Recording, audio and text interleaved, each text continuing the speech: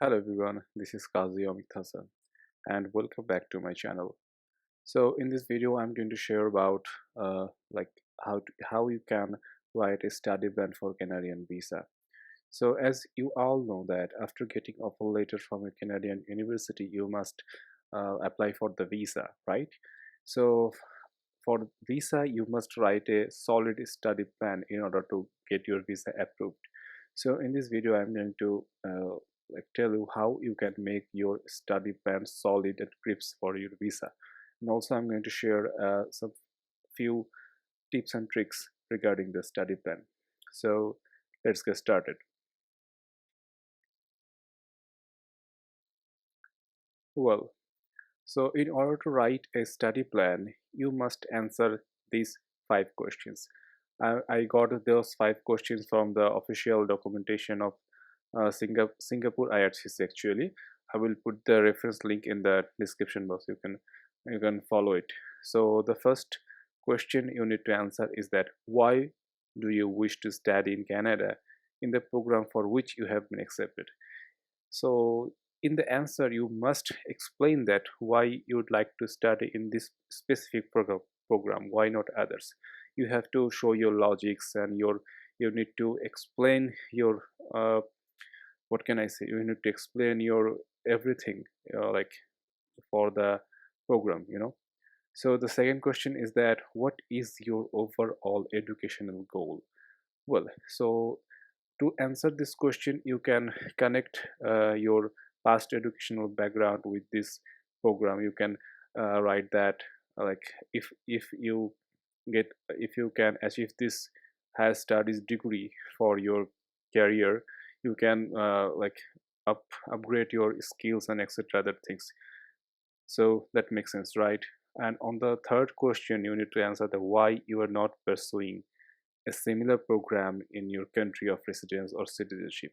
Here you need to explain some points regarding why you are not considering a similar program in your same country. Suppose you are a computer science graduate student, but you are like considering to apply in Canada for a master's degree in computer science, but there are plenty of opportunity of computer science degrees in your country of residence. So you need to explain that why you are not considering these degrees rather than the Canadian degrees. So you can explain that there are some like good professors, extra lab facilities, research opportunities in Canadian universities.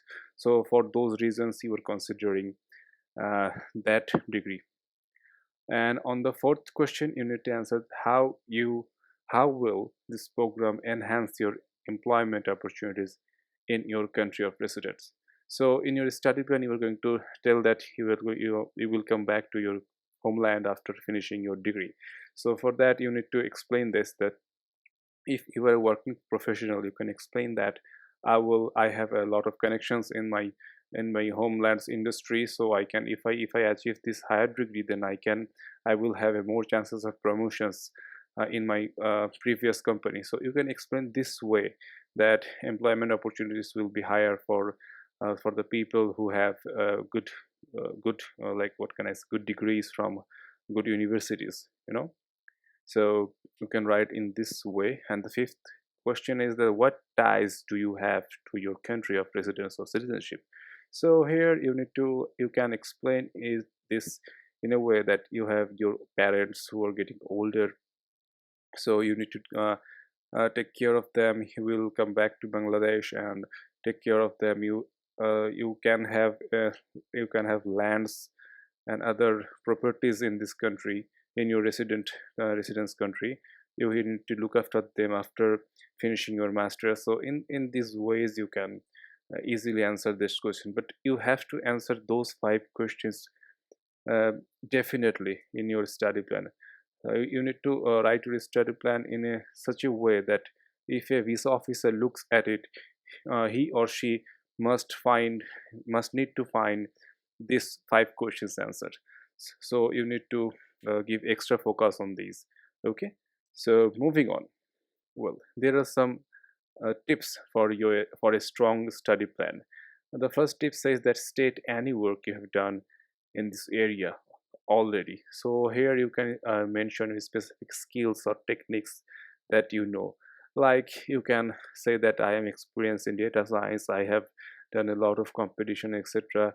So if I get a good master's degree in data science, then that will help me to enhance my knowledge, etc. So like, see, in this way I'm explain that I have already some experience in data science, but I want to enhance it. Okay, so you can definitely add this.